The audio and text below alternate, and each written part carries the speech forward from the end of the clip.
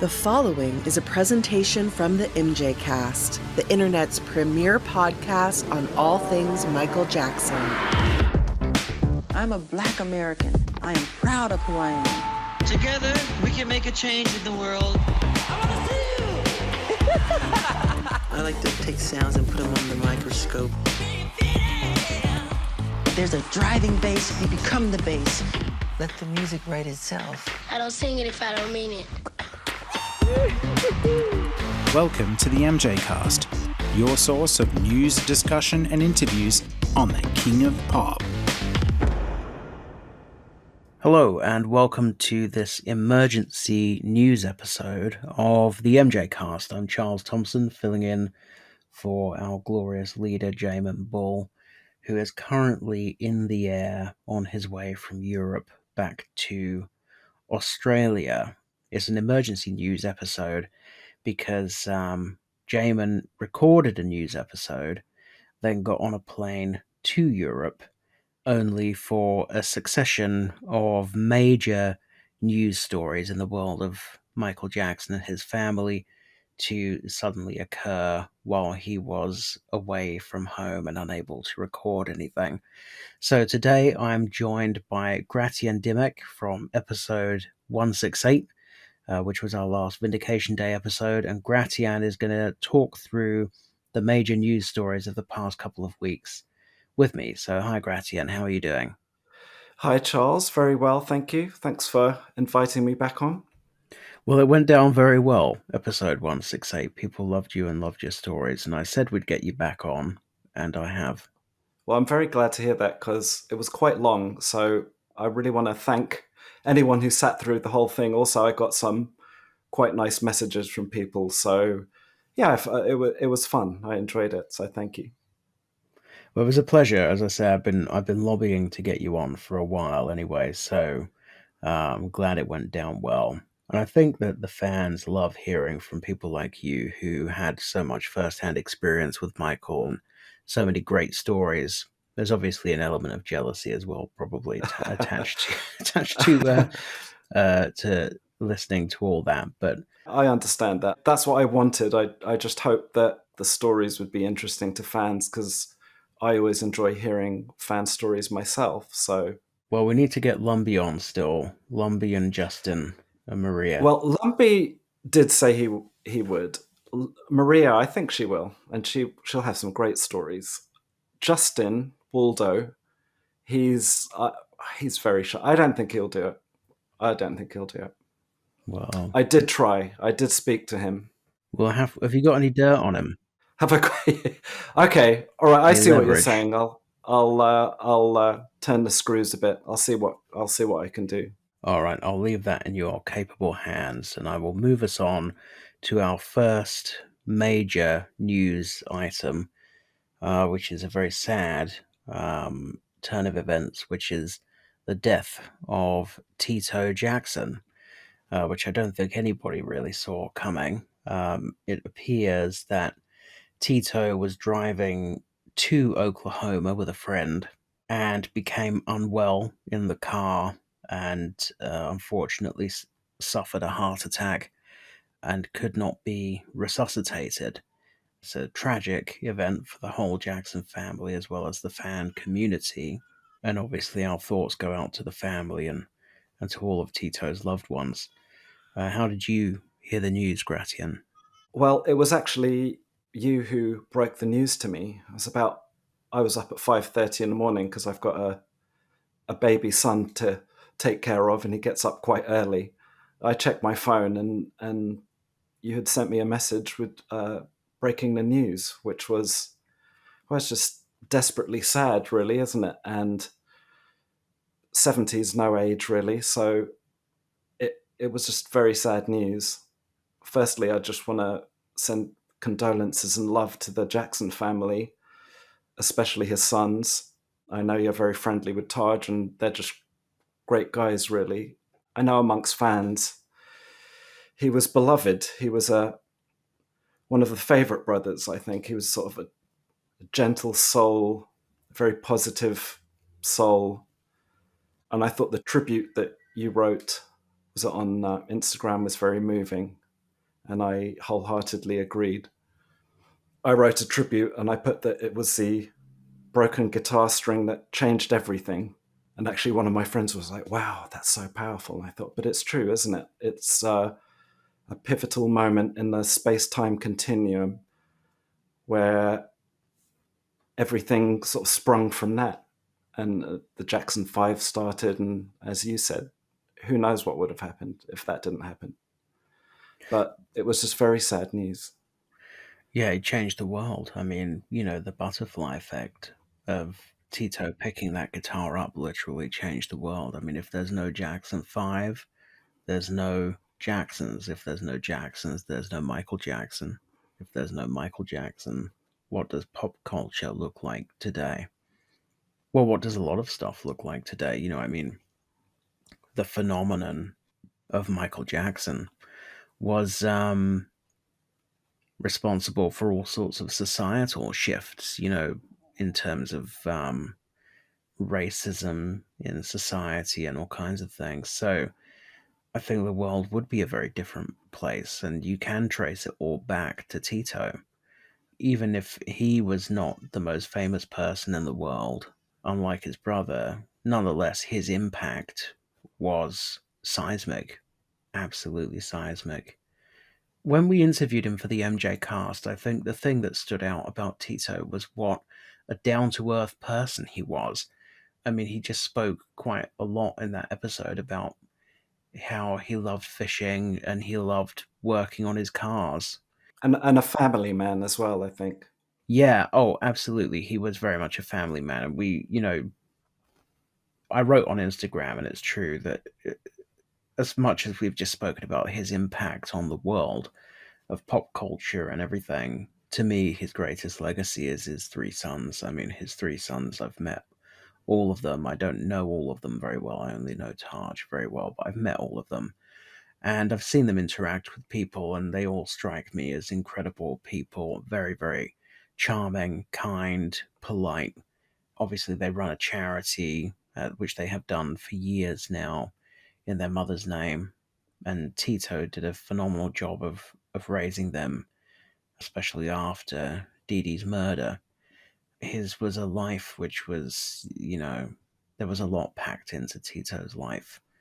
Not only the massive celebrity and fame and riches and musical richness, but a lot of trauma there as well in terms of Dee Dee's murder, in terms of Yeah. losing Michael, in terms of the massive press intrusion. And yeah, the family as a whole are just the subject of a lot of very nasty media coverage and have been for decades, and it's a lot to live with. And he always carried that with great dignity and also, humbleness as well, I think.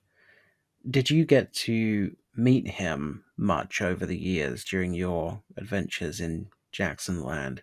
Yeah, I did meet him. I can't claim to have had any deep conversations with him. I'm sure it was more of a high kind of situation. I saw him first on the Rhythm Nation tour when there was a sort of group of us following the Rhythm Nation tour just around London, I might add. And Tito came to see Janet there. So that was one time. I believe we saw him one time on the Dangerous tour, maybe in Germany, but don't hold me to that. I saw him at the Madison Square Garden concerts. That's where I saw him live. And also the Jackson Family Honors. Sadly, the memorial, obviously, they were at, which was about the worst place to see him.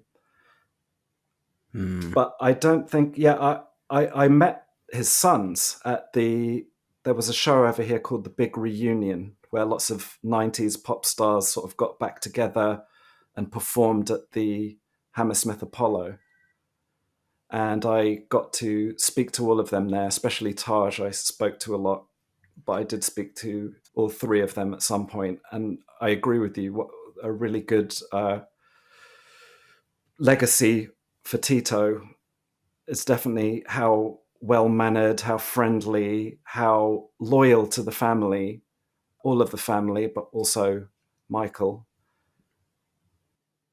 So I think that's definitely a testament to him as well. I didn't know you were at that Hammersmith Apollo big reunion show. I was there as well. I was at the same show. Oh, really? Okay. Yeah. Yeah, that's funny. Yeah, I sort of snuck in, as I do. We snuck into the sort of after party. Oh, okay. No, I wasn't at the after party. I was just at the main show, like a Well, no one invited me. I was just there, and I ran around taking photos with 90s pop stars. But yeah, really, it was just nice to have a good chat to Taj, he's such a nice guy. A lot of my friends know him very well, more than me, perhaps, but he's a diamond, really, isn't he? And he's very much like Tito in So like Tito, many yeah, respects, really. Yeah. Yeah, it's extremely sad news. As far as I'm aware, there's no plan yet for the funeral as we're recording this. Nothing is really known about that, and who knows whether anything will become known, because of course the family may just want it to be a completely private affair, and that would be fair enough. Yeah. I think the only significant conversation I ever had with Tito was when we interviewed him for the MJCast, but I met him a couple of other times, and of course saw him live many times with his brothers, and at his solo show in London a few years ago. Under Oh, the Bridge. the Under the Bridge. Yeah, were you there? I wasn't there. I nearly went. I can't remember why I didn't go. He performed with my friend Denise from Five Star, didn't he? Yes, that's right. Yes, she was there. And that was the first time I saw Hayden performing on stage with A. Jackson as well. And he went on to become part of the Jacksons touring crew. Do you know Hayden? I'm not sure. I can't remember his surname as I'm sitting here now, which is bad. A But performer? yeah, and he was in a British pop group. I might just have to Oh, Google yes, of him. course. I know who you mean now. Were they called Ultimate Chaos? Yeah, that sounds And about he right. performed in Thriller Live as well. Yes, I do Chaos with a know. K. Yeah, I think so. Hayden Eshen. There you go. Yes, Right. yes. I don't know him personally, but I've met him and I've seen him perform in Thriller Live in the West End. So Uh, I didn't realize he went on to be part of the Jacksons tour. yeah, the first time I saw him was with Tito and Denise at that Under the Bridge show. And then the next time I went to see the Jacksons, Hayden was there as a backup vocalist, and he's been with them as a backup vocalist ever since. Oh, that's good. Good for him. I don't know what will happen to the Jacksons as a touring act now, whether they will want to tour without Tito or whether it will be viable for them to tour without Tito. We'll have to wait and see. Well, I think for groups, it's hard to stop. They've always got something to offer. It must have been really hard doing it without Michael, but they did it. And then Jermaine wasn't really part of it. But I think that people will still be there for them. I know with a lot of, let's say, old Motown groups, I mean, they're a bit more than an old Motown group, but they will have like one founding member and then some younger or newer members performing. Yeah, I yeah. know that a lot of groups do that because everyone has to work and they've got it in their blood to perform. So sadly, my German friends Monica and Melanie and a few of the others were at the last show. In Munich. I believe that was the last show. Yeah, and they met him there, and they hung out with him at Michael sort of memorial shrine on the street, and I think there were some photos taken there.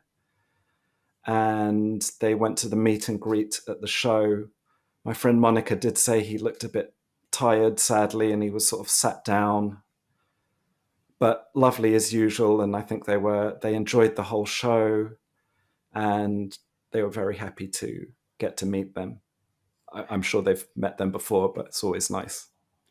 Apparently, that final show was filmed because the Jacksons had given an interview not long before saying that they're now working on a documentary project for TV, which was going to sort of follow them around in their lives today, but also look back over their career. So it will be interesting to see what becomes of that. I mean, if I was a documentary maker following the Jacksons and then one of them died in the middle of the documentary, it would seem like a very compelling story to be there for in the middle of. Maybe we will find out more about what's happened via this documentary series, wherever it's going to come out. Who knows what the future is of this? And supposedly in the same article which said that this show was filmed for this documentary, it said that the brothers had been working on a new album which was almost finished as well. So we might hear some posthumous Tito music. Oh, wow. I didn't know that. Am I right in thinking they didn't do anything since 2300 Jackson Street? I think you are right in thinking that. There was the Jackson Family Dynasty TV show after Michael died, or possibly that they were filming at the time Michael died. I can't really remember the timeline now, but they were working on new music then, but it just never went anywhere. And so, yeah, I think it's been. When was 2300 Jackson Street? Was that 89? I think it was 89 or 90. No, I think 89 it was. 89, so 35 years. Just before Dangerous. Yeah. I think it's 35 years since they last released anything as a group. So it'll be interesting to see what they've been working on and what stage it was at. I mean, I was listening to a little bit of Tito's solo music. I was listening to that song "We Made It." That's a really nice song. I like that, and it sort of encapsulates. I think it's about the brothers and everything they've achieved. I mean, Tito was part of some of the most glorious songs of all time, some of the most iconic moments in pop history, and I just always think of that amazing shot of him in the "Can You Feel It" video where he, strums a guitar in slow motion, and also Motown 25. That was such a pivotal moment of Michael's career, and everyone always focuses on Billie Jean, but which is of course I love that, but I loved the Jackson 5 medley before. I think there's something so magical about that was really the sort of perfect reunion. It was. It to me, it's better than the Billie Jean performance because I'm not a lip sync lover, so Yeah. I do love that Jackson's performance. Yeah, because it's the urgency and the sort of the rawness of the live vocal is just so compelling, isn't it? And Billie Jean, of course, it was the first time, so it had such an impact. But I would say he improved upon that performance, and there were more exciting performances of that song. Whereas that's probably one of the best Jackson 5 medleys ever. It was just so good. And the Jackson 5, they were a record-breaking group. They were the first group that had whatever it was for their first 3 or 4 singles all go to number 1, something like that. Yeah, They knocked the Beatles off the charts. Their fame was almost unprecedented. It was like Beatlemania. The Jackson 5 would fly around the world and there would be thousands of people at the airport. It would be unsafe. And then, you look forward further to the Victory Tour. The Victory Tour is a record-breaking tour. It was one of the biggest tours of all time. I think it still holds the record for the most shows at Dodger Stadium. And also you have to look at the cultural, when the brothers were on the Victory Tour, they were still getting attacked by far-right groups. Their tour vans would be attacked. Certain hotels wouldn't let them stay. Yeah. Wow. There were death threats from the KKK in certain states that they went to on that tour. Certain hotels wouldn't let them stay because they said you'd be putting all our other guests in danger because of the controversy of letting you stay here in this particular state. Tito was part of a group that really did have the fame to help challenge that culture, and their impact as a group, including Tito, because people often talk about Michael as if it's just Michael, but it all starts with him and his family. And Of course, yeah. and they really did change the world or help to change the world. And that's without even talking about the charity work. Things like We Are the World. Without Tito, there's no We Are the World. Without Tito, there's no Heal the World. Without Tito, there's none of that. Well, of So course, Michael was the king. Michael was the chosen one, as it were. But there were about 10 whole years before Off the Wall came out of career with the Jacksons and the Jackson 5. So he'd already had a record-breaking, groundbreaking career before he even got started on his, proper solo stuff. I know there was Got to Be There and Ben and all of that, but before his real first solo effort as an artist. and as you say, it all started with that broken guitar string. Yes. And it's a Yeah. sad way to open the episode, but Yeah. Yeah. we may well try to organize some kind of separate Tito roundtable or something like that, where we'll get some people that really were close to Tito to come together and remember him properly. But for now, the MJ cast salutes Tito and again sends its best wishes to all of Tito's loved ones, because we are truly sorry for your loss, and your loss is the world's loss. Yeah. He was an amazing guy, no doubt. We must now move on to more distressing news. So, the next major news story, which broke a matter of days after Jamon boarded his aeroplane, was this revelation that the Michael Jackson estate has called in law enforcement and filed some sort of legal action over a group of 5 people that it says is attempting to extort money from the Michael Jackson estate, hundreds of millions of dollars, with the threat of making molestation allegations. I mean, you must have seen this story, Gratian, but do you know much about it? You'll have to fill me in. Of course, I did see this, and I'm well aware of who apparently the culprits are, and that there's settlements and just a whole lot of a whole storm brewing. But I wasn't sure what was confirmed. I wasn't sure what was true, and how this is going to go. So I'm just sort of waiting with bated breath.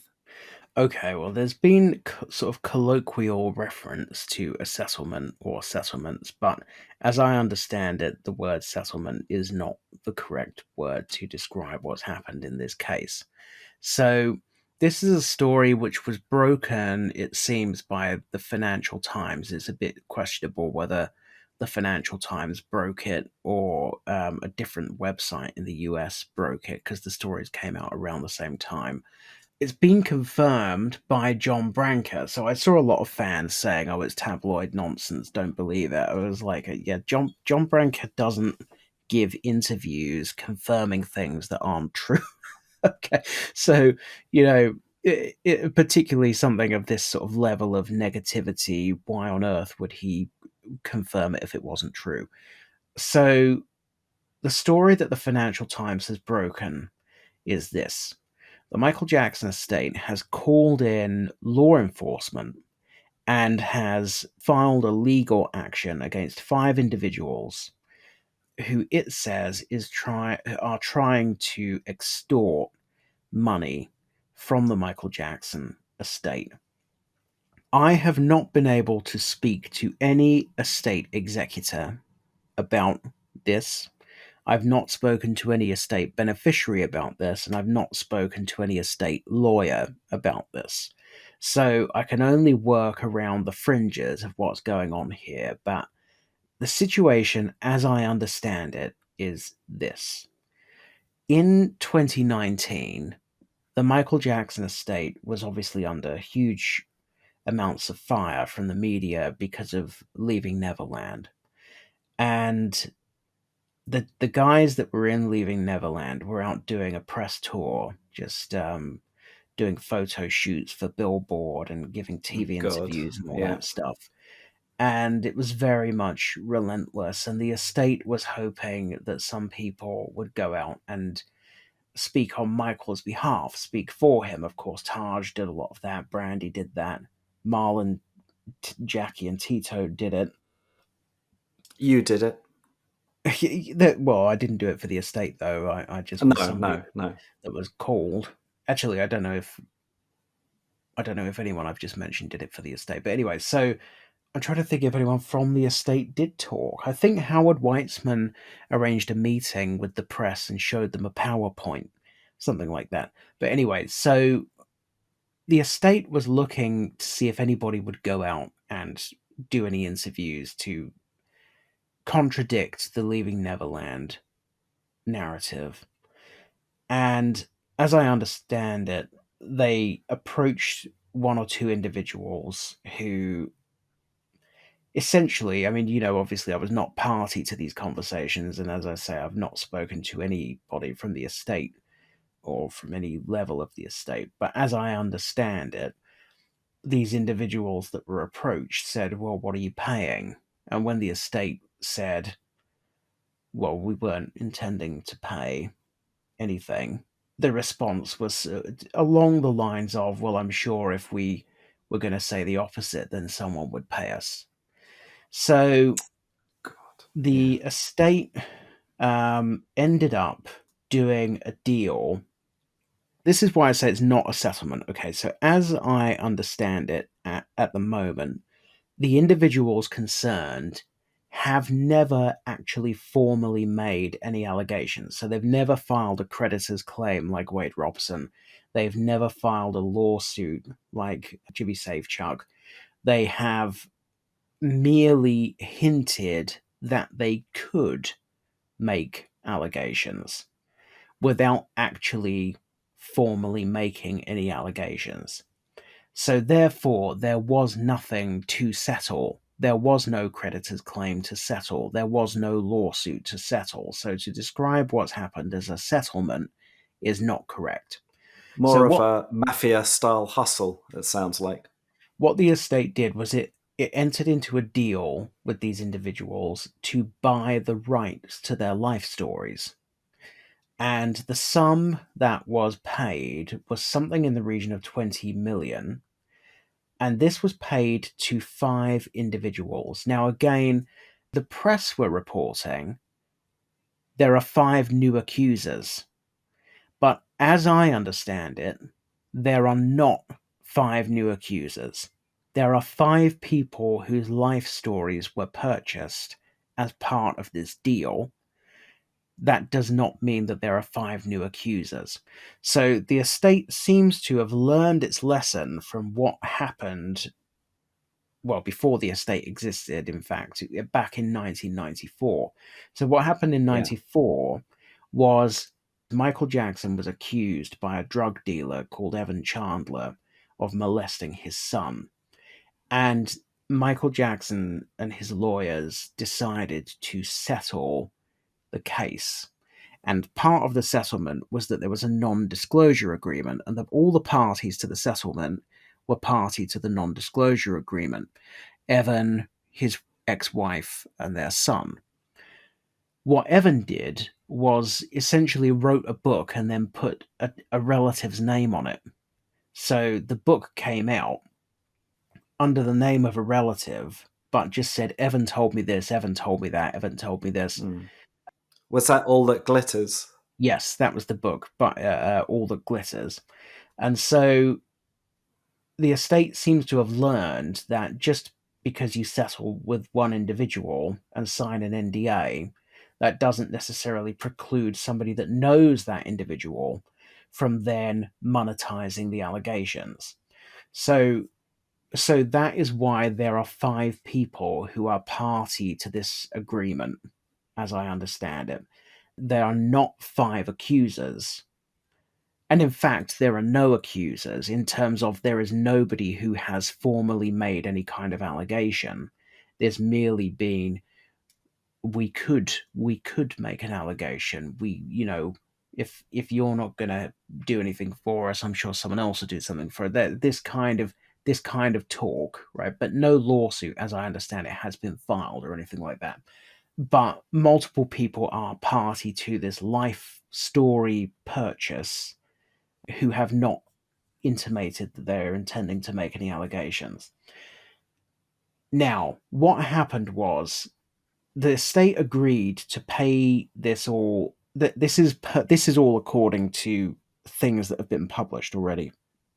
There was an article by Stacey Brown, who is a slightly less reliable source than the Financial Times, I must say. But essentially, it said that when the final payment to each of these individuals of $500,000 was due, this coincided with a lot of news coverage about the estate planning to sell a 50% share of Michael Jackson's catalog to Sony for around $600 million US. Generated a lot of press coverage because Catherine Jackson was fighting it. And at that time, the lawyer or lawyers for these individuals who were party to this deal allegedly contacted the estate and said, "We understand you're about to come into a large amount of money. We want to renegotiate. And if you don't agree to renegotiate, then we will have to just breach the NDA and start telling people that something happened." So, allegedly, according to John Branca in this interview that he's given, they came back and demanded another $213 million US, so 10 times what they'd already received. Hence, the estate has called in law enforcement and has filed a legal action of some description to try to compel the individuals, the 5 individuals, to adhere to the terms of the deal that they've already entered into. So essentially saying, we already have a contract, we already decided a sum that you would be paid, and we're going to ask a court to intervene to force you to abide by the deal that we already had rather than trying to shake us down for another 200 million. What has not been formally confirmed anywhere is the identities of the 5 people who have received the money as part of this deal. But there was an article written by Stacey Brown, which as yet has not been challenged by anybody, in which he gave a series of details about individuals who were party to this deal, which, if true, identify at least some of the individuals as being members of the Casio family. Stacey Brown's article said that people that were party to this agreement had defended Michael on Wendy Williams and Oprah, and then quoted quite a lengthy portion of a book about Michael in which one of the individuals had previously defended him, and that excerpt from that book was from Frank's book. Casio's Yeah. book. So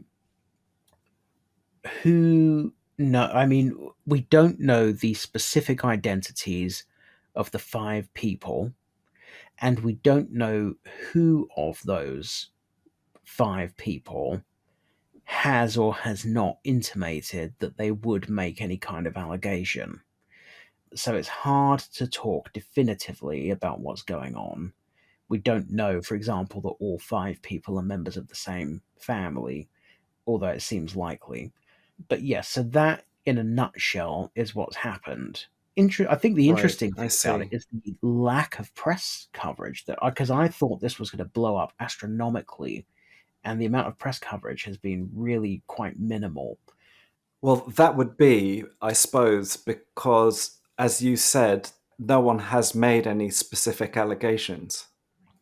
Not only that, but also, I think the sense that I get from reading these stories is that the estate has got out in front of this. It sounds like it's the estate that has instigated the press coverage, because these stories are not saying we found out about this and we confronted the estate. The stories are sort of built around the interview with John Branca. Yeah. So I think if the estate has jumped out in front of it, I think they've done a very clever thing.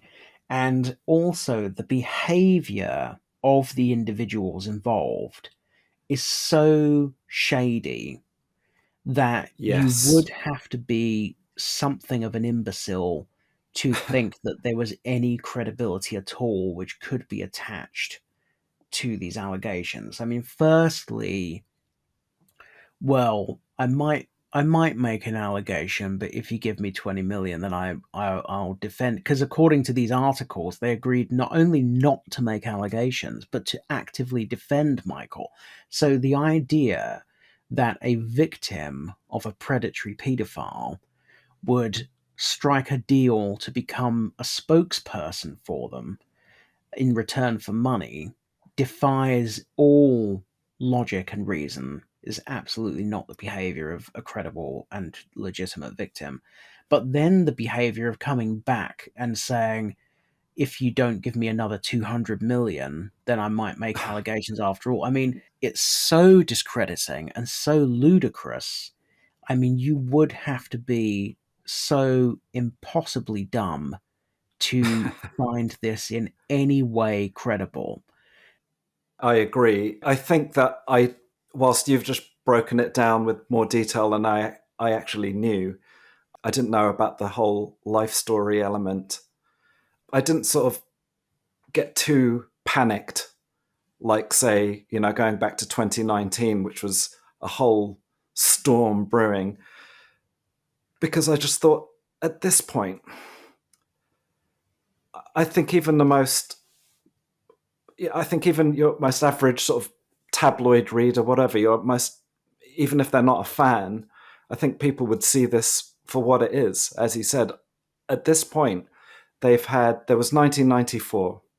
Let's say people could have come out then, but let's say they didn't because they weren't sure how it was going to go. Then there was a trial in 2005. And so that would have been a time for someone to come out. And then he passed away. That would have been a time for someone to come out. But now we're 15 years on from that. I don't think there's any leeway for anyone credible to come out at this point, especially, as you say, if they've been defending that person and they've written books. I mean, if we're talking about the Cassios, I think it would be impossible for them to be a credible accuser. I mean, I don't even really want to say it because we haven't got any confirmation that that's the case. But let's say it was them making allegations of abuse. I think they would be the easiest thing to discredit. They've come to his defense so many times, and obviously, moving on to a topic we might get into later, the Casio tracks, the fake tracks, they've already shown themselves as extortionists and just really shady people in general. So I think they wouldn't be a hard family to discredit. Well, I'm pretty sure that I may have even said at some point on the podcast in the last few years that if the Cassios came forward, it would mean nothing to me because they're already discredited. I think we were talking about, is there anybody that could make an allegation that would make you question it? And, names like Brett and Macaulay came up, but people like the Cassios, and it was said, well, the Cassios have already defrauded the estate once. So why would you believe anything that they said going forward? Exactly. I mean, they have always been, I believe they were very good friends to Michael while he was alive, as far as I know, and they've always defended him regarding allegations. I did read Frank's book.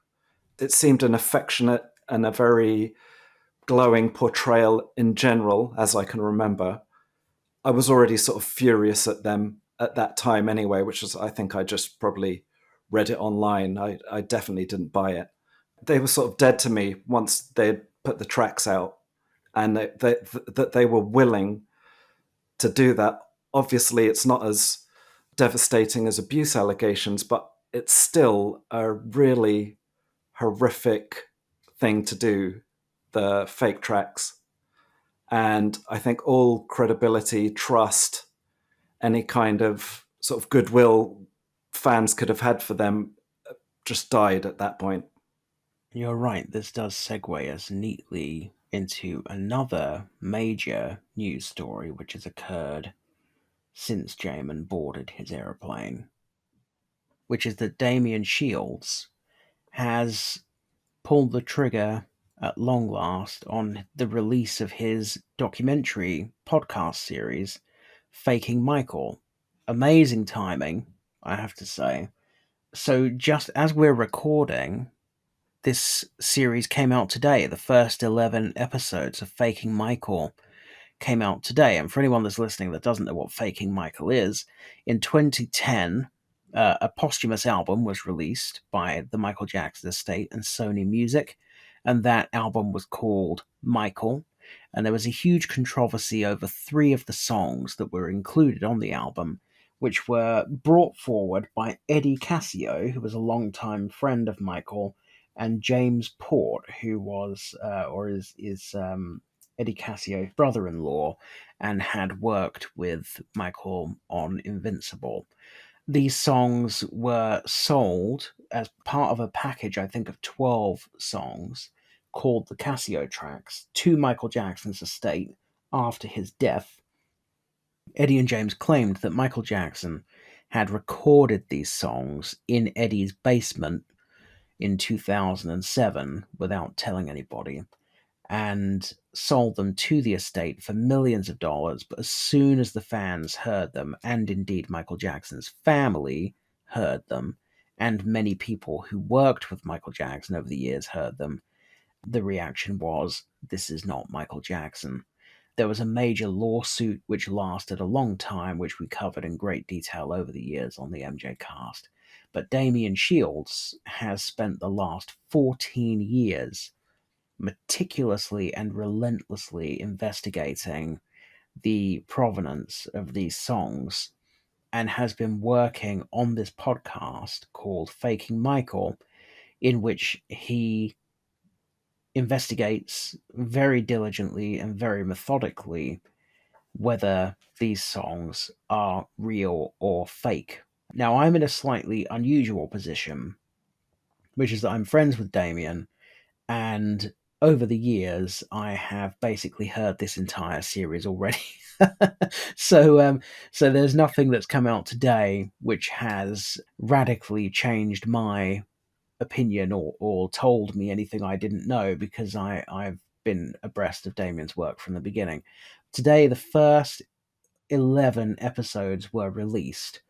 I believe at the moment there are 2 more planned, which Damien is just polishing off before he releases them.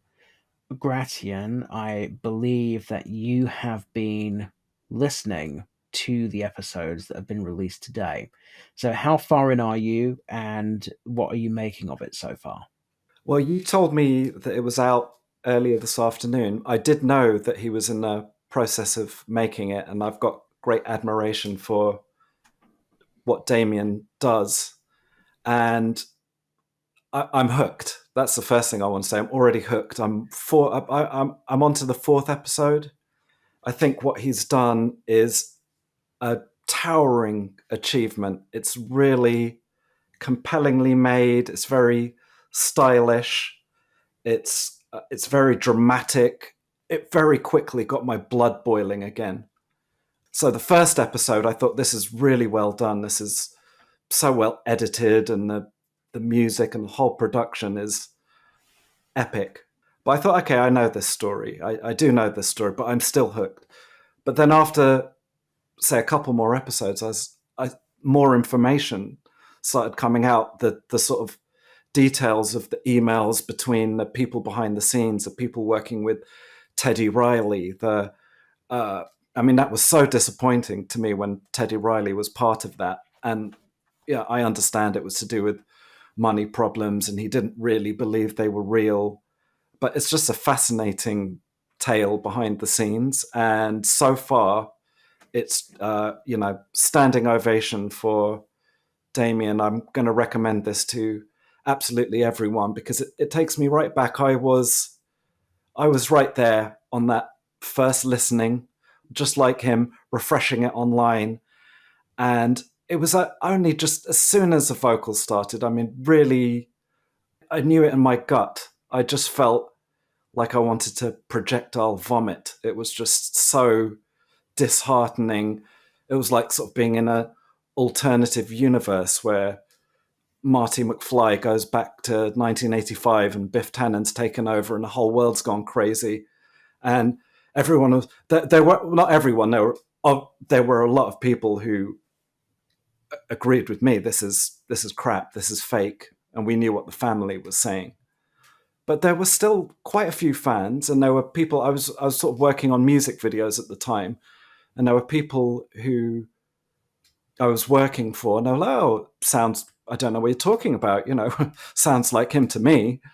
And I'm like, "Well, it doesn't sound like him to me. It sounds like Butlin's impersonation of The Weeknd."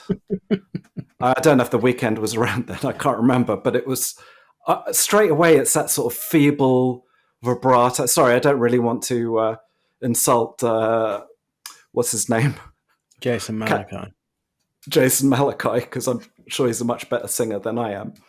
But compared to Michael Jackson, the greatest pop star of all time, this was crap. This was clearly not him. I didn't doubt it for a second. And I know you feature in this, in the podcast, and you were worried about being a conspiracy theorist, but I've never worried about things like that. So I was straight away charging ahead, kicking and screaming about it to anyone who would listen. And what annoyed me is it was such a big scandal, like they reference Milli Vanilli in this podcast and as a reference point as a huge music scandal. But this is far worse, this is far worse.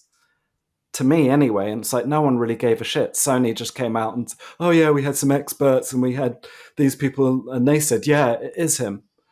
I'm like, I've been listening to Michael Jackson since 1983, probably every day, almost every day, maybe not quite, but a lot. And even if Quincy Jones came out and said that was him, it wouldn't sway me. I'm like, that's not him. And then you'd listen to fans online and on forums saying, oh, well, what about 2000 watts? That doesn't sound like... I'm like, no, it does sound like him. There's an effect on the voice. This is not him. Whenever it's Michael Jackson singing, you know it. You feel it. Even if he's not on peak form or whatever, you always know that it's him. It's that quality of the voice, the vibrato, the break in his voice, just the sheer energy in his vocals. I was livid, to say the very least. I think the depth of Damien's investigative reporting in this series is genuinely striking. Yes. I am a professional investigative reporter, is what I do as my day job. And what Damien has achieved in this series is spectacular. And he deserves to win journalism awards for it. I mean, as you say, the emails he's got hold of, the internal emails between key players in the story. Then as you go on, he starts to track down the provenance of these songs. He starts to piece together the history of these songs. He goes to the US Copyright Office and interrogates the actual data that was submitted to the US Copyright Office. And I'm not talking about just pieces of paper, for example. I'm talking about getting the Copyright Office staff to retrieve the actual files, the actual music files, and then interrogating the metadata on the files.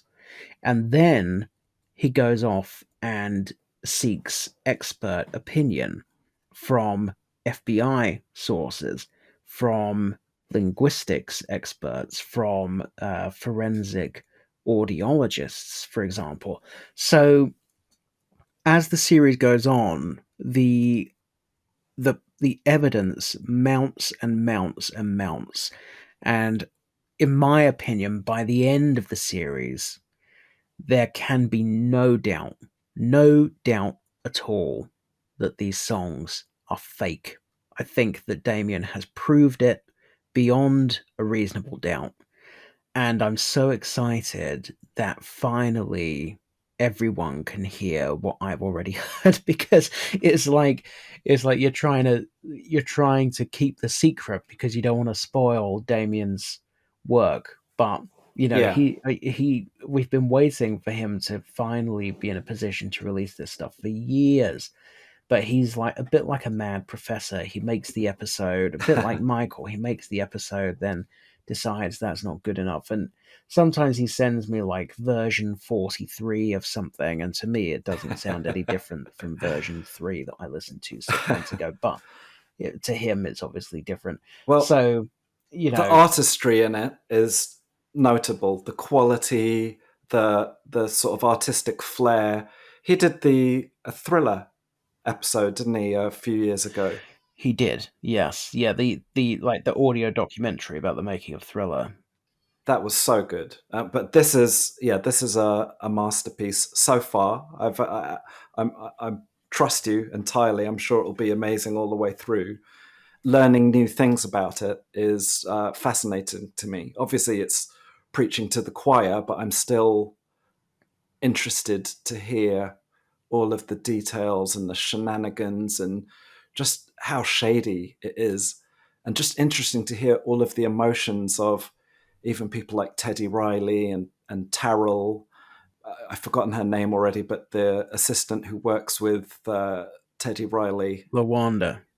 Yes, exactly. It's just case closed. But as I said, I'm hooked. I was listening to them from the second you told me about it all the way up till about an hour or so ago. I think you've mentioned the sound design and how spectacularly produced it is, and credit for that has to go to Dan Villalobos, a friend of the show. Dan Villalobos actually made the MJCast theme music. He's the production designer for Damien's podcast, Faking Michael, and he's done a truly spectacular job. And also, when I mention the depth of Damien's research, I should say also he has been very ably assisted by two other friends of the show, or in fact, one friend and one founder. So James Allais is Damien's co-researcher, who has done a fantastic job, and Jamon Bull, the founder of the MJCast, Legend, absolute legend. Also a co-researcher, did a lot of the research for the podcast, and a lot of the audio that you hear in the podcast has been recorded by the MJCast team. Some of it you'll recognize because it went out in the MJCast's episodes, and some of it you won't recognize because the MJCast was acting sometimes as a bit of a Trojan horse for Damien, where people would come on the show and the MJCast would ask them questions about this time period and about this project, and then stash that audio away. Instead of putting it in their own episodes, they would send it to Damien for use in the Faking Michael podcast. So Damien unquestionably has been the leader, leading the charge. I agree with you that the research is impeccable and very, very detailed, very, very compelling. So hats off to everyone involved, including yourself and including Jamon and MJCast. I think that it's everyone involved in it, really. Great job. Fantastic. Can't wait to listen to the rest of it. And I really hope that it's a seed of a greater impact to finally just put the nail in the coffin of this sorry saga. Yeah, let's hope so. I think I'm very excited that everybody finally gets to hear it, and hopefully nobody does anything silly that would result in it being removed. For example, hopefully the estate doesn't make moves to shut it down, given you would think it's quite beneficial to them right now to have this to have this podcast suddenly come out, which is Yeah. fortuitous, you would think, but the estate works in mysterious ways. They certainly do, yeah. I think we've got one last news topic left to discuss on our emergency episode, which is less important than the others. But Janet Jackson has given a bit of a funny old interview in the past week or so to the Guardian newspaper, which has caused quite the media firestorm, particularly across the Atlantic in the middle of their election cycle, after she gave an interview to The Guardian in which she promoted a couple of MAGA conspiracy theories. The first one being about the elite in America running billion-dollar child trafficking industries, and the other being that Kamala Harris is pretending to be black when in fact her father is white. Which of course he's not. Her father is not white, her father is black. This has gone down in America like a fart in a spacesuit. It's gone down very, very badly, particularly in the black community, and of course, particularly among Democrat voting contingents.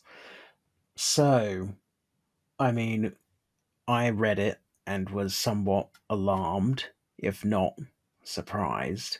Not, I think we knew that Randy, who is Janet's manager, is something of a MAGA cheerleader and a bit of a conspiracy theorist because he has engaged in some of that activity online before. And I think, now I never personally saw this because I didn't use Instagram until less than 2 years ago, but apparently Janet used to like some of his posts on Instagram.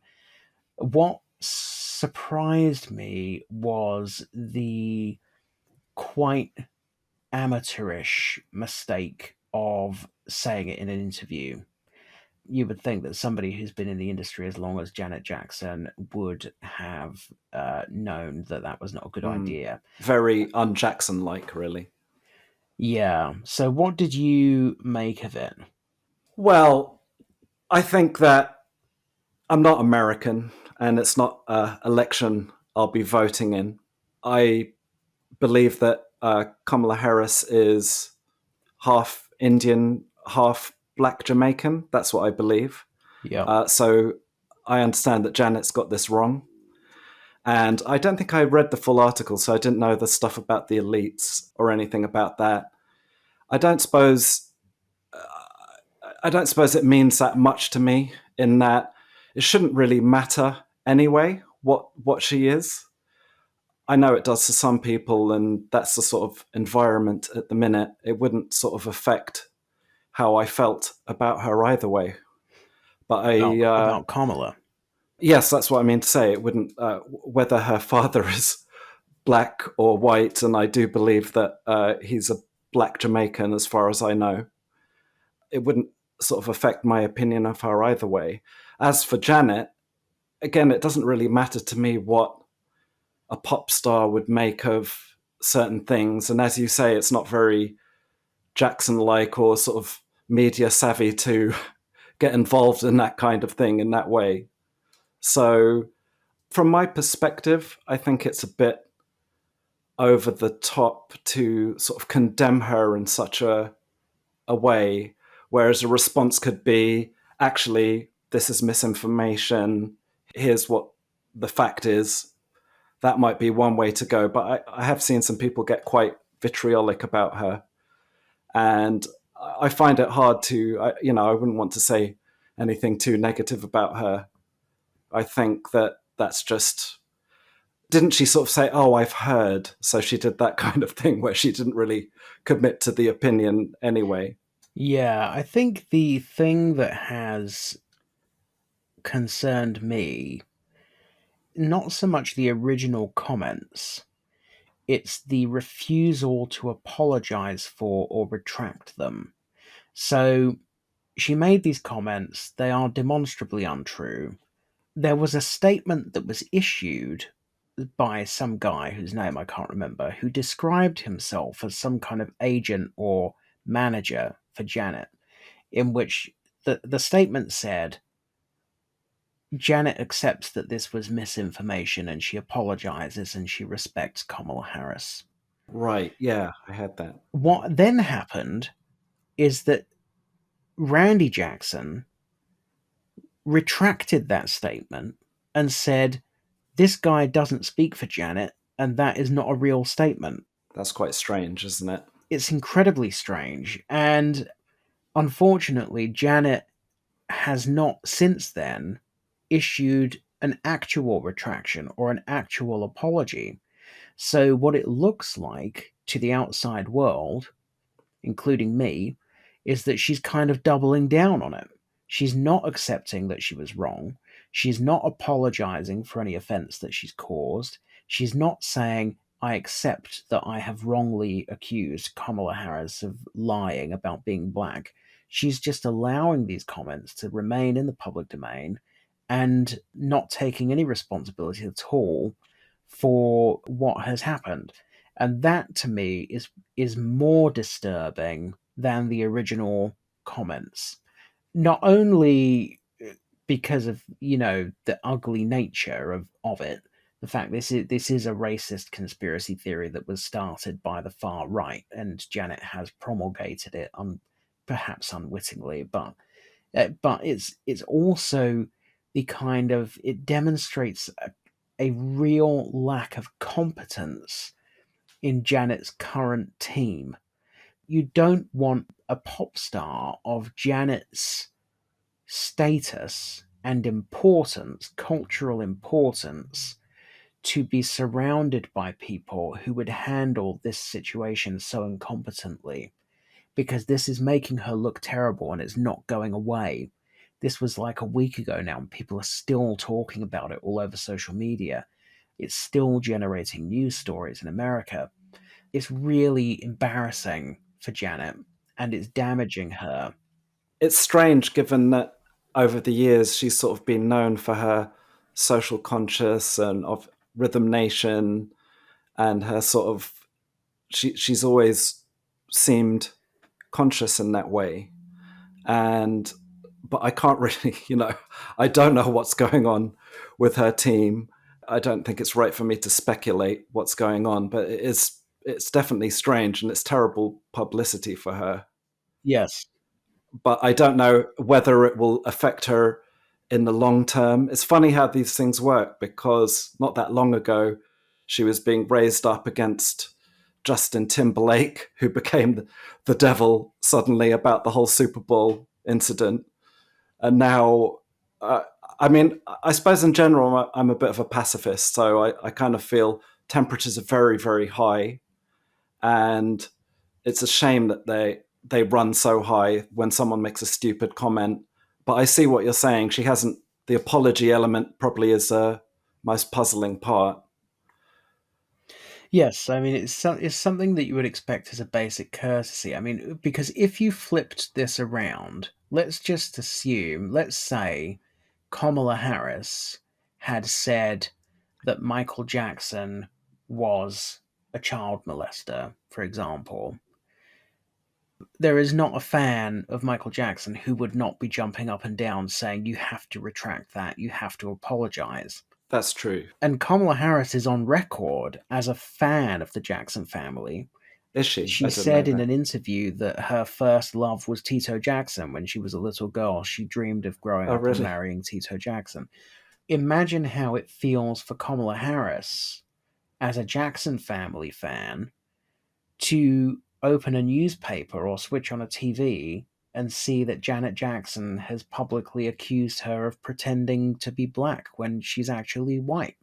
I mean, it's craziness. It's craziness. It is the kind of nonsense that people do make up about the Jackson family. And so it is sad and disappointing that Janet has not apologized. That's the thing that is troubling me. It's the refusal to apologize and retract it, which is very, very peculiar. And you would think just a basic common decency thing. I mean, I can understand. Like, maybe I'm underplaying it in a way that it doesn't affect me too much, but I can understand that if someone's saying, "Oh, your parents actually white, but they were black," it's it's not acceptable from their point of view. So I do understand that. Who knows what's going on, or whether it's something that will go on, whether she'll ever speak out about it. It is funny that she waded into that territory. And the interview was to promote a European tour, actually. So it's not done much damage to the tour because this has mainly been a problem for her in America, which is she's not in America at the moment and she's currently touring Europe. It does threaten, I think, to damage her reputation in America quite significantly if this is not remediated soon. And actually, she's sort of bigger in America than Europe, I think, really, isn't she? She is, and her fan base in America is much more sort of African American, whereas Europe is obviously predominantly Caucasian, and it is that community that has been particularly offended by this incident. So the potential damage in America seems to be quite substantial. So I just hope that she can sort it out. I was at the opening night of the European tour the other day in Paris, and I did not travel to Paris to see Janet Jackson, I would add. What happened was Jamon, our glorious leader, is currently, or was until a few hours ago, in Europe, touring around Europe, visiting various historic, because Jamon is a history teacher. He was traveling around Europe, exploring various historical sites. He went to Pompeii, he went to Rome, went to Berlin, went to Krakow and Auschwitz, and he went to Paris. And Sounds amazing.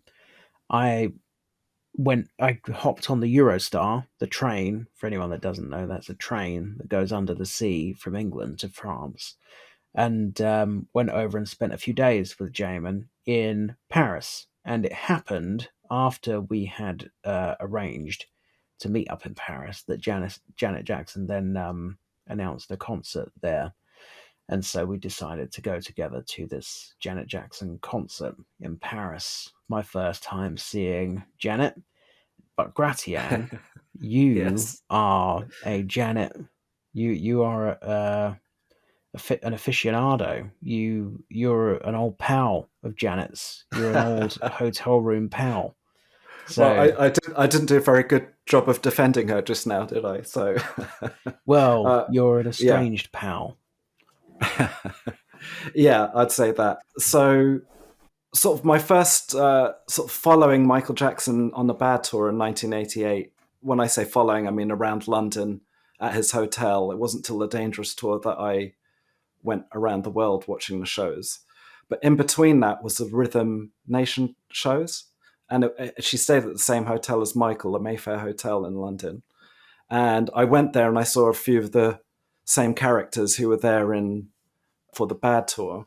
Most of them are my best friends today. So we used to go around breaking into TV shows to see her perform on like a Saturday morning kids show. I think we jumped over this really high, like, I don't know how high it was, with barbed wire at the top. We jumped over that to get into a show to see her. And actually, if you ask my friends, I was quite chicken at the time. I don't think they didn't really like me much at that point. I've grown on them over the years, but I was a bit chicken. But I did do it, and we went in and we broke in, and so we used to follow her and would meet her every now and then. And then when it came to the Janet album, which was, I'm thinking it was 93, and I heard that she was at the Dorchester Hotel, again, where Michael stayed on the Dangerous Tour. And so I thought, I didn't live far away, actually. I only lived about half an hour away from that hotel at the time. So I phoned up and I asked to speak to Rene Elizondo, who I didn't know he was the husband at the time, but he was, I thought that it was her boyfriend. And they put me straight through to him. And I said, oh, hi, Rene. You probably don't remember me from the Rhythm Nation tour. I was just a kid, but I'm a big Janet fan. And I was just wondering if I could meet Janet. And he actually responded to this. And he said, oh, yeah, sure. Come to the hotel. And I went there and there was no one else there at that point. It was just me. And he took me straight up to her hotel suite, which was the same one that Michael used to stay at, the Oliver Messel suite in Dorchester. And he sat me down and he started playing me her new album at the time, the Janet album, before it came out. So he just literally sat me down and started blasting it into my ears. And he was sort of watching for my reaction. So that was quite an experience. And then every now and then he'd call out to Janet, who was working out in the other room, supposedly. And I could just hear her voice. And he said, oh, she's not ready to meet anyone, but come back this evening. And I said, oh, can I bring a couple of friends? He said, sure. So I showed up with about 3 friends. We waited outside. And at first, the security guard, this is a common theme. They're like, don't be ridiculous. They saw these scrawny looking teenagers and they were like, forget it. Oh, then we saw George Michael leave because George Michael had actually been having dinner with her, I think. Then eventually we went up there and we had a chat with her and she offered to make us toast and we had a little meeting that was quite nice. From that point on, Rene always gave us free front seat tickets to her concerts.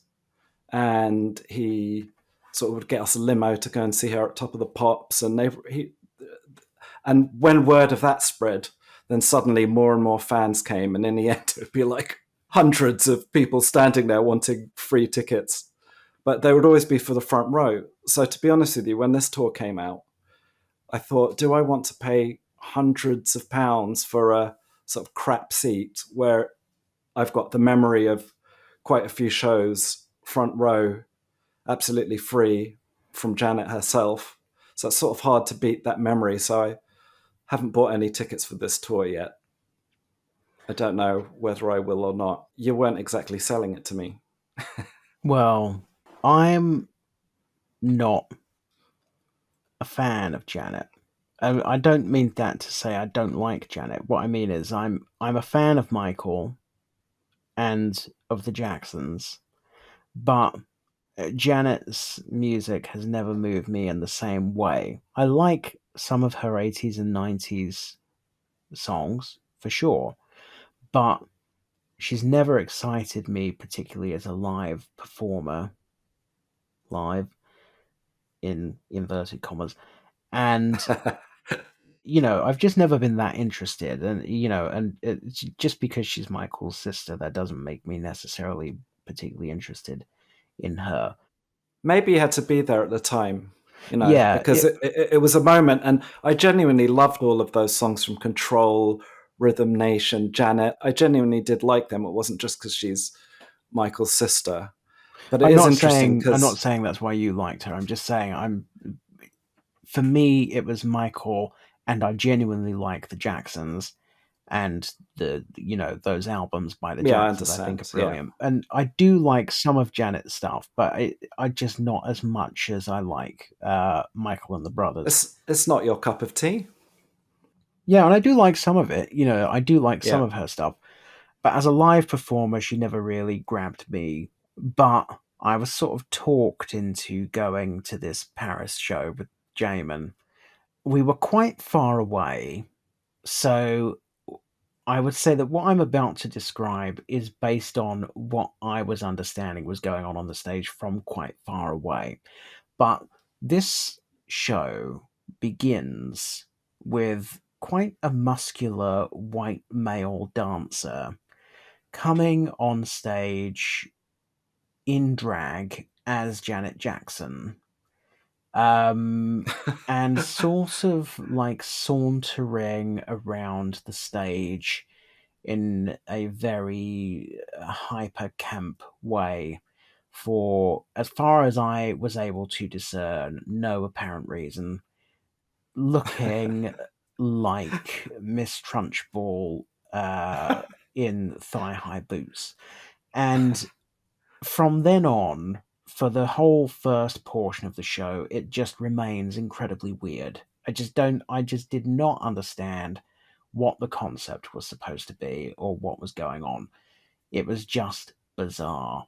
There's a whole strange moment in the show which is choreographed where Janet asks the Miss Trunchbull character to bring her some water, and he kind of catwalks very slowly across the stage and presents her with a bottle of water, and she very theatrically sips from it, and I was just like, I have no idea what is going on.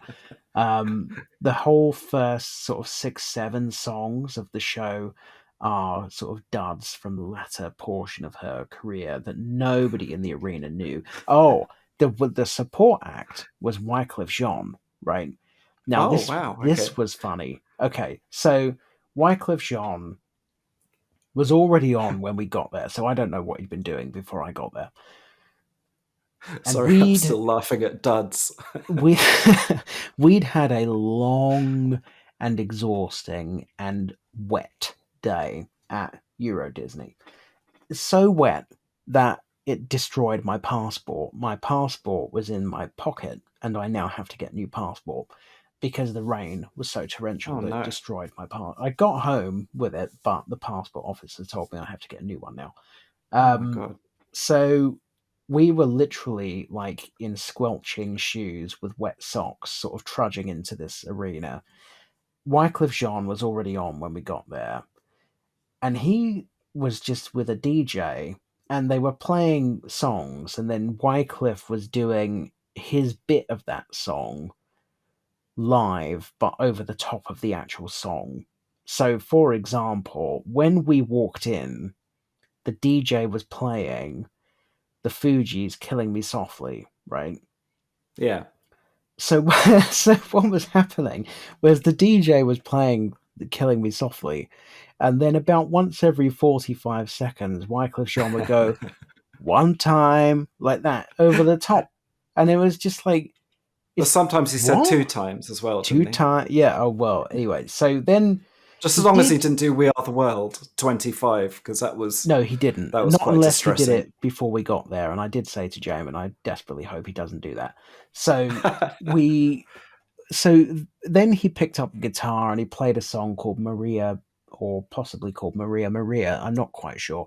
And then he did play a bit song. of... Yeah, it might have been. It was... I don't really know, to be honest. I recognised it, but it was... Oh, you're so young. So young. Then he did a song that he had made with Shakira. And so then the DJ was playing that song, and then every now and then Wyclef would just go, Shakira, Shakira, like that. And it was just like, I can't honestly believe what I'm watching. But anyway, so he actually was quite entertaining because he was very funny. He was self-deprecating. He was sort of cavorting around the stage doing press-ups and shouting and trying to get us all excited for Janet. But then Janet came on, unfortunately, to a succession of songs that nobody in the arena seemed to know. And then she went through her very, very muffled microphone, which, funnily, Gratian. Yes. Funnily, yeah. The thing with this microphone is, whenever she's singing, it's crystal clear. And yet then when she talks, you can't understand anything she's saying. Was it the same microphone that Michael used at the Super Bowl? Yeah, I think it might have been. I think she might have dug it out of storage. So at one point she said something which to me sounded like, all my Demeter Joe fans make some noise. And it was like a tumbleweed just passed through the arena. It was like nobody even knew what that was. So anyway, everything up to the first costume change should just not have happened. It was just completely bizarre, and I don't know what was going on. I don't know what the Miss Trunchbull thing was all about. Maybe if I'd been sat nearer the stage, it might have made sense to me because I was missing something. But from my vantage point, it made no sense at all. It was just completely bizarre. It was a bit Bjork. And then it did gradually get better until the last half an hour when it really went bananas. And then it was like a hit parade of just one hit after another, after another, after another, and all upbeat, brilliant, thumping songs. But yeah, it was a peculiar show, I would say. But did she have, like, were there lots of dancers? Like, did she do Rhythm Nation, full ensemble and all of that? She has 4 dancers on this tour. The band are good when they're playing, and it's not a very complex show. So it's, basically you've got two platforms on the stage, one sort of big circular platform, one slightly bigger platform that she needs stairs to get onto, and some screens which sort of come down to the ground and then go back up into the air. And that really is it in terms of set. So it's a very, very simple set, a very pared down production. It's her band of 4 dancers, and that's it, really. Okay. And yeah, I mean, I think the thing is, there are a lot of songs in this show. There's like 30 plus songs in the show. And the show is almost like a mixtape where she does a verse and a chorus of this one, and then maybe 2 minutes of the next one, and then a bit of this one. So the consequence of that is, firstly, there are lots of songs in the show that people don't necessarily know, including, it appeared to me, the majority of people in the arena at times. So some more judicial choices would have really strengthened the whole thing. Yes, because the other thing is that what happened was then she would start playing a hit like Nasty, for example, and everyone would go, "Ray!" and really be into it. And then it would be like a verse and a chorus, and it was gone like that. And then you could palpably feel people going, "Oh," when whatever happened next, No Sleep or something. Yeah. But I would say the show did build to a satisfying crescendo, but it was a long and lumpen journey to get there, and could have done with a trim. The first trim should have been axing the entire first segment of the show up till the first costume change, because it was just bizarre. Okay. As I say, maybe if I'd been sat in the front row, if I'd been sat in your seat, maybe I would have understood what was going on. But from my vantage point up in the gobs, up in the nosebleeds, I was just like, why is this Miss Trunchbull character? Yeah, I have to say, there's nothing more miserable than a lip sync show from up in the gods, because then you've really got nothing. At least if you're at the front row, you've got the sort of the charisma, and you go, "Oh wow, Janet's in front of me." Yeah, I mean, I think this is why I've sort of been a bit slow to buy a ticket for this tour, because I just have great memories of the Rhythm Nation tour, the Janet tour. Yeah, I didn't love it where I love Michael, but I did love it. I think I want to counter some of this negativity and say I think that she's got loads of great songs. I don't know what the duds you speak of are from the beginning, but well, I could read you a list if you'd like, because I'm sure it's on setlist.fm. Hang on. Yeah, okay. And we can rate them, dud. Okay, so the opening of the show is as follows. Yeah. Night, Tonight. Don't know it. Slow Love. Rock With You, letter U. Throb. That's pretty good. All Night. No Sleep. Got Till It's Gone. That was about 20 seconds long. Okay. That's The Way Joni Love Mitchell Goes. Love Will Never Do. Okay, that's a primo. Oh, Love Will Never Do. That's one of my favorite. Love that. So from Night up until No Sleep, which is the first 7 songs, I would say the arena was very much in a sort of a blah mode. State of underwhelming. Yeah. And then you get What Have You Done For Me Lately is the beginning song of the second part. That. But what she's done is all of the verses have been rearranged into a sort of a weird, like, I don't know how I would describe it. All the bass and drums have been removed. Oh, So how crap. yeah, exactly. So there's a lot of you sit through a lot of duds, and then the hit happens, but it's not long enough, and it's not as you would wish it to be in some I hate instances. that. I always credit Michael. For some people are like, oh, you could have been more creative with this and that, with the way you did them. But I like that he just delivered them as people know them. There's nothing worse. You go to.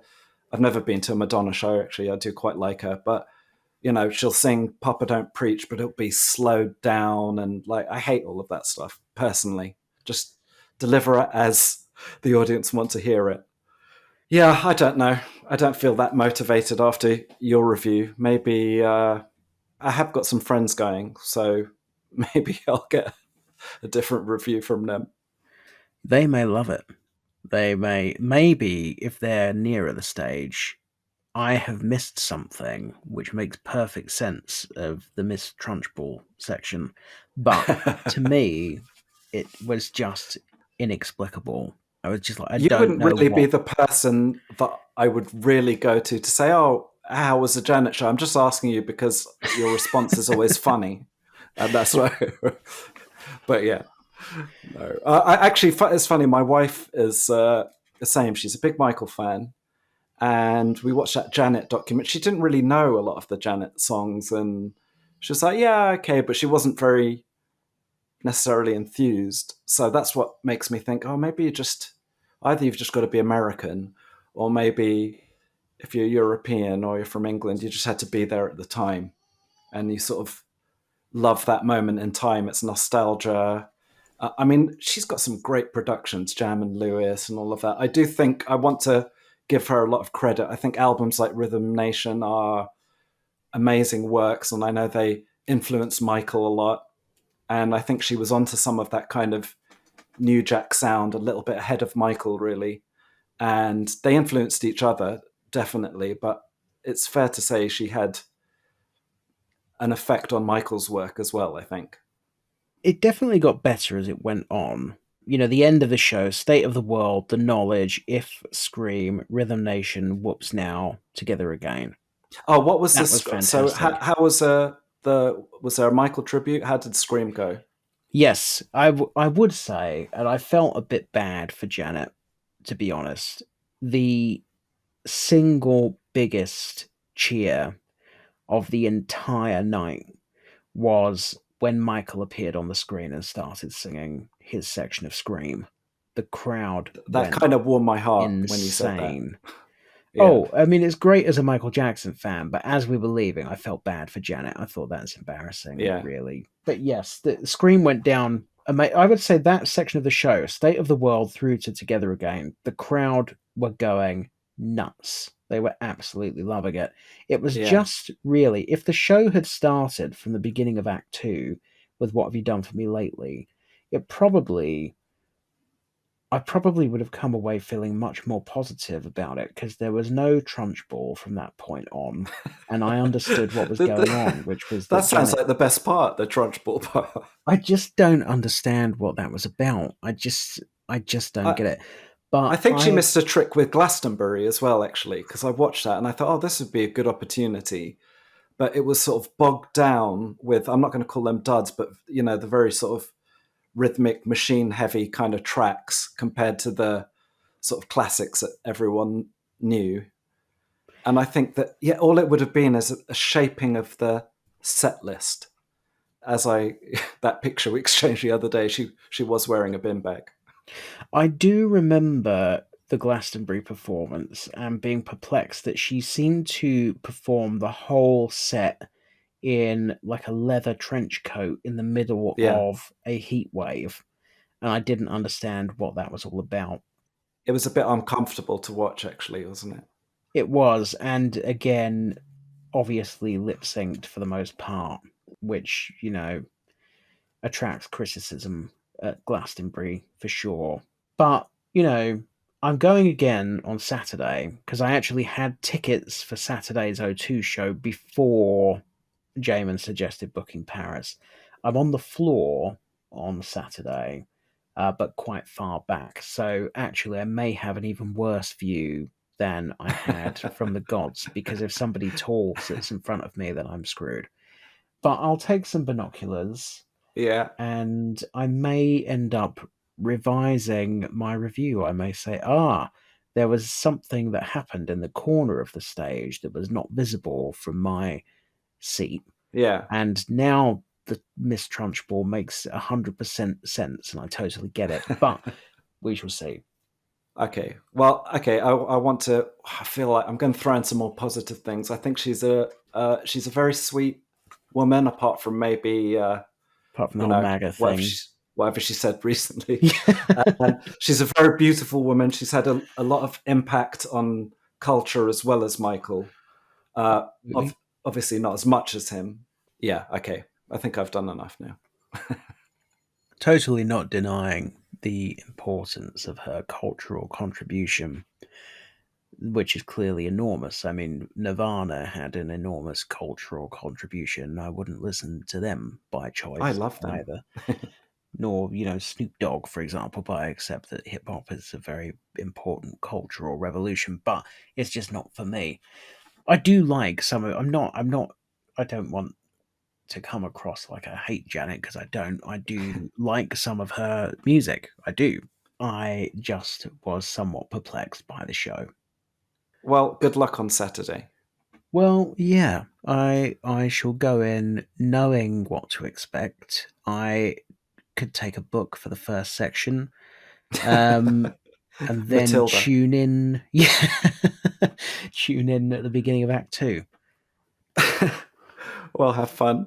We've got no Wycliffe on Saturday, so there's no comic relief either.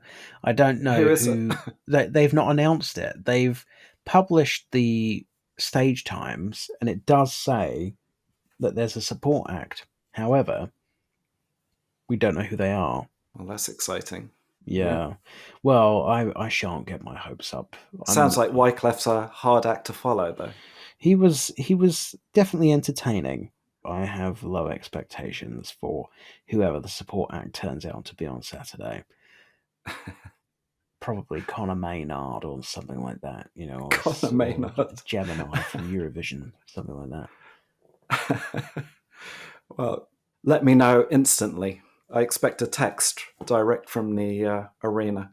Direct from the floor of the O2. Yes. All right, I'll do my best to remember that.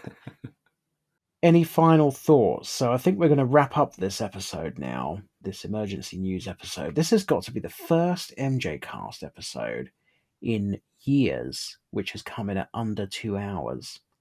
And I am all for that. I'm going to advocate for that going forward. Well, that's good, because my energy drink has pretty much run out now. And the last one we did was extremely long. I think it was like Gone with the Wind long, wasn't it? It was, and especially because we had some glitches, which meant that there was a big period in the middle of it where we weren't recording and we were just getting upset with our computers. And and so we were up until, I don't know when, 4 a.m. or something, recording that episode. It was a lot, yeah. I was rabbiting on and on. I was quite happy with a lot of it, but then afterwards I was like, I could have said that, should have said this. Anyway. Well, what did you want to say that you didn't say? No, now I'm too tired. You should have asked me at the beginning. Oh, okay, all right. So I didn't get to say what my favourite song was. What is your favourite song? Another Part of Me, and can I add in Earth Song? And video? Another Part of Me as well. But if we're talking about like a directed set piece, I probably have to be typical and say Smooth Criminal. Have got a soft spot for In the Closet as well. Tour? I think you did ask me that. I'm going to go with Bad Tour. There was a lot of stuff I loved about the Dangerous Tour, but the Bad Tour, just the liveness, the energy, it's got to be the Bad Tour. Jackson's album? Triumph. Definitely Triumph. Also love Victory and Destiny. Okay. All right. Well, there we go. We've cleared that up. We've record straight. So Jamon would definitely want me to go through all the socials, because he has this thing where he thinks that all of our listeners don't know what the show's called, apparently. So, And he invented one called Mastodon, didn't he, that you always talk about? I've never heard of that one. He did, yeah. So, if you wish to follow the MJCast on Twitter, get a pen and paper, because on Twitter, we're called the MJCast. And if you wish to follow us on Facebook, keep that pen at hand, because on Facebook, we're called the MJCast. On Instagram, just write this down, we're called the MJCast. And on everywhere else as well, we're called the MJCast. So just if you need that again, Twitter, the MJCast, Facebook, the MJCast, Instagram, the MJCast, and all the others, the MJCast. And Mastodon, is that the MJCast? Mastodon, one would assume it's the MJCast, but I don't have Mastodon and I don't know. But I'm going to take a guess that it's the MJCast.mastodon. And is it on Trump's Truth Social? Is it what we're is it not. on there? Do you know what? I know Janet will be upset, but we're not. So no, maybe one day if everybody currently involved in the MJCast dies, then that might happen. So thank you, Gratian, for joining me for this emergency news episode to discuss all of these. You're welcome. Thank you for inviting me on again. And I think that everyone should listen to Faking Michael, the Damien Shields masterpiece podcast. I suspect that much like Tito, if we can find the participants, we will probably do a Tito separate whole episode. I do suspect there will be a whole separate Faking Michael episode after we've allowed the fan community to digest it, where we'll get Damien and perhaps Dan and James and Jamon all to sit down for a sort of a behind the scenes of this is how we did it type thing. Yeah, that'll be great. Yeah, that will be brilliant. I'm looking forward to it already. And if you ever invite me back again, can I come back on nothing with like political stuff and nothing to the allegations and all that? Can I just come back for like Invincible Roundtable or something like that? We've already done the Invincible Roundtable, which did get quite political. Yeah, that was a good episode. Actually, I did like that. Yeah. The history one was one of my favorite ones. History one was good. I remember Maria was on that. I'll do Casio Tracks Roundtable. Okay, that's enough. I'm going to shut up now. You can come on the Demeter Joe Roundtable to defend Demeter Joe, and Made for Now. You can defend that as well. That was quite good. And Trunchbull. Once you've seen it, come on and defend it. Okay. All right, signing off. MJCast. I don't know the episode number. Emergency news episode number, and then Charlie, you can create a sort of a robot version from me saying syllables until you've put the number together. All right, take care. Keep listening. Keep Michaeling. Peace out. If you want us on social media, Gratian, where are you on social media? X. Gratian Dimech. I think I'm the only one. Dimech, Dimech. Yes, that's right. Yeah. Is that the only place you're at? You on Instagram? Yeah, that's the only. No, I should get onto Instagram, but actually, I am on there. I just don't use it, but I am going to try to do it. All right. Well, get a pen, Gratian. When you are on there, the MJCast on Instagram. Yeah, called the MJCast. The MJCast. MJ space CAST. With an E on the end, yeah.